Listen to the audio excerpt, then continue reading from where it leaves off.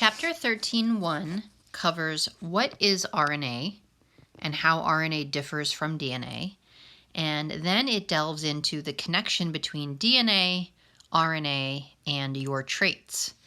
To begin, DNA is used to make RNA, which is a messenger molecule that can then be used to make protein. And protein gives you most of your traits. This is often called the central dogma of gene expression.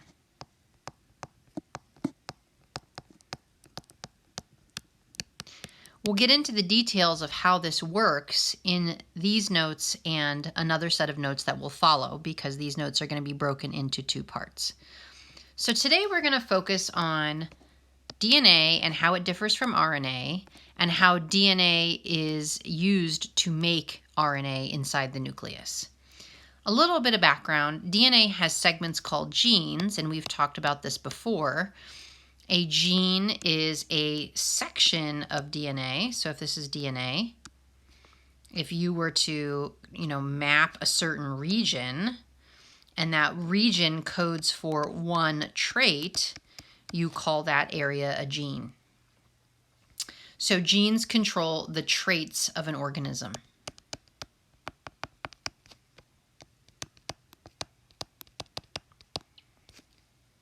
It is defined as a segment of DNA that specifies a trait. And down here you can kind of see, all right, well, a gene is this section, and you might have another gene up or downstream that's this section. And just a reminder, DNA is wrapped around histones, and the histones allow for DNA to take up less space. And eventually you get chromatin, which is what DNA is in the form in the nucleus in interphase. And chromosomes are more tightly compacted DNA structures when the cell is dividing.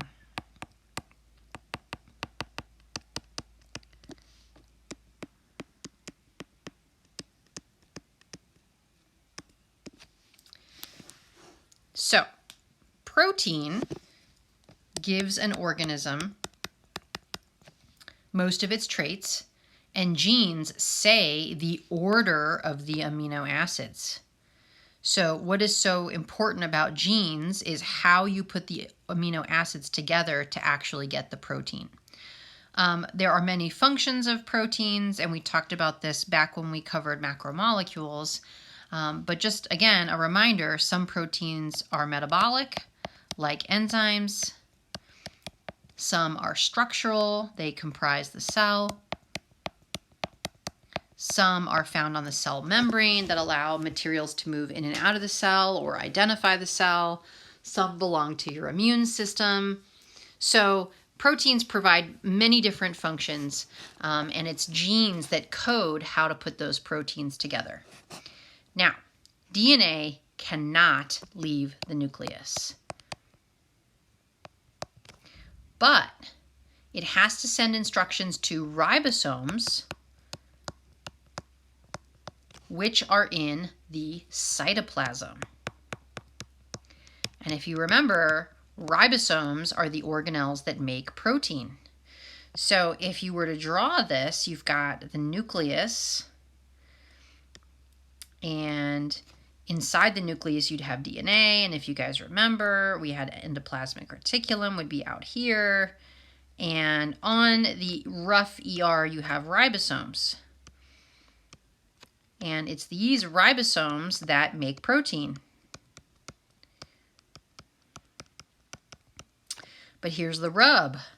If DNA is in the nucleus and DNA says how to put the proteins together, and the ribosomes are what are putting the proteins together, but DNA cannot leave the nucleus, how does it get its information out to the ribosomes? The answer is a molecule called RNA.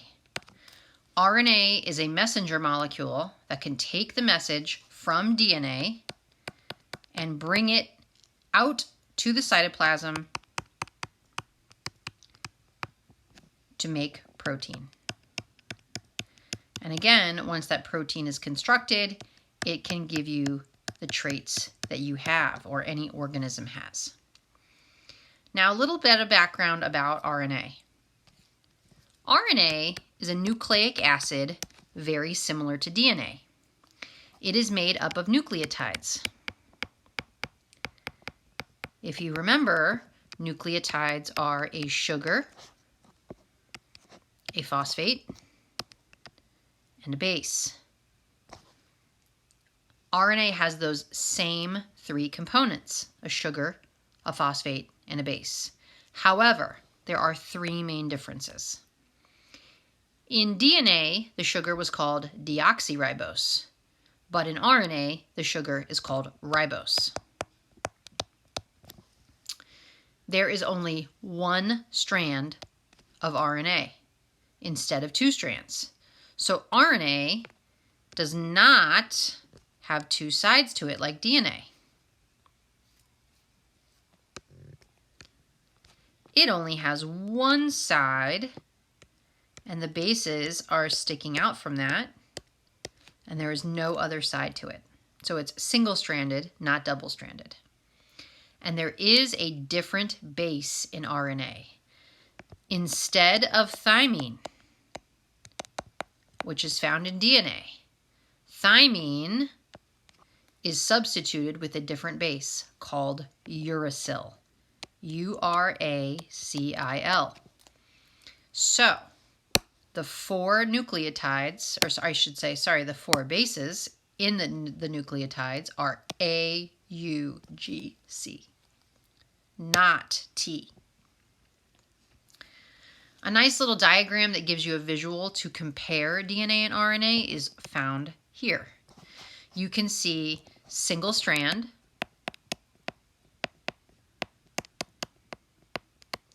you can't see the sugar, but just know that the sugar is different. It's ribose instead of deoxyribose, which gives RNA its name.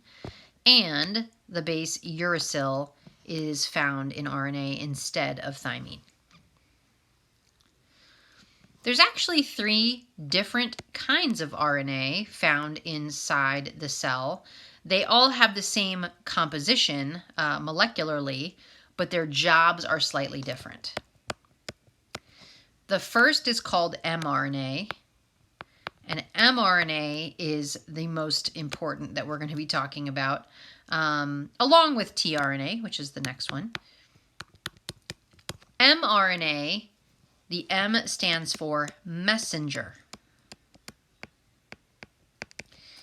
mRNA is made in the nucleus from DNA, and its job is to bring the message of a gene out to the cytoplasm. And I'll talk more about that in a little bit. tRNA stands for transfer. And tRNA's job is, first of all, it's found in the cytoplasm, and it has an amino acid attached to one end. And its job is to bring amino acids to the ribosomes to drop them off so that the protein can be constructed. The final type of RNA is called rRNA, and I'm not going to get too much into that here. All you need to know for this class is the R, the little r, stands for ribosomal, and rRNA is found embedded in a ribosome. So it helps to build the organelle, and if I were to draw one of those little ribosomes, rRNA would be found embedded in the ribosome. Think of it as like a ribbon holding the organelle together. Now, the last thing that we're going to talk about today is how is RNA made from DNA? So, DNA to RNA. And this is going to happen in the nucleus. Remember, DNA needs to send a message on a gene out to the cytoplasm, but it can't leave the nucleus. In order to do this, mRNA will be constructed. and that is the messenger molecule that is made from one DNA gene. Similar to DNA replication, but not related to DNA replication at all, we have to unzip the DNA so that we can use the DNA open to build an RNA molecule. And there is an enzyme that is going to be involved. It is called RNA polymerase. Boy, that sounds a lot like DNA polymerase, but it doesn't make DNA, it makes RNA. There's no helicase involved. There is just this one enzyme, RNA polymerase. Its job is to open up the DNA and construct an RNA from one of the sides of the DNA molecule. The other side is going to be ignored. When it reads the DNA molecule, it is going to lay down nucleotides that are complementary to the DNA, but whenever it sees an A on the DNA, it's going to put down a U instead of a T. So remember, we're substituting uracil for thymine. There is no thymine in RNA. So the base pair rule is followed, except A goes with U. G still goes with C. RNA polymerase will continue for just the length of one gene.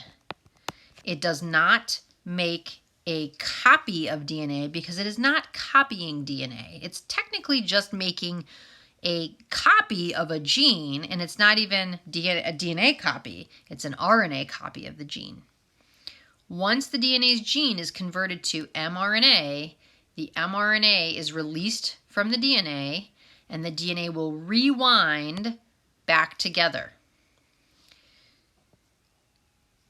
The mRNA will then be allowed to leave the nucleus. This process is called transcription.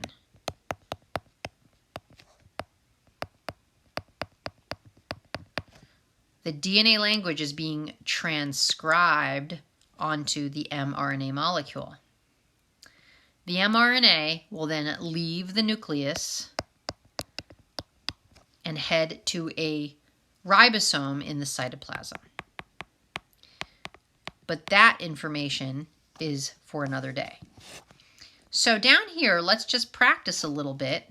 If let's say you had DNA that was G, C, T, T, G, A, C, G, T, what would the mRNA be?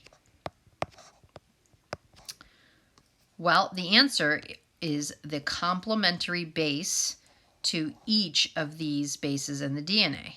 And by the way, you might be wondering, well, why did she only write 1/2 of the DNA? What happened to the other half? Remember, we're only going to be making mRNA from one side of the DNA molecule. So the other side is ignored, so we don't even really need to worry about that. So you'd think to yourself, well, what goes with G? C. What goes with C? G. What goes with T? A, C. We're not going to put T. A goes with U in mRNA. So we're going to go U, G, C, A. So this again is called transcription. And this mRNA would be allowed to leave the nucleus.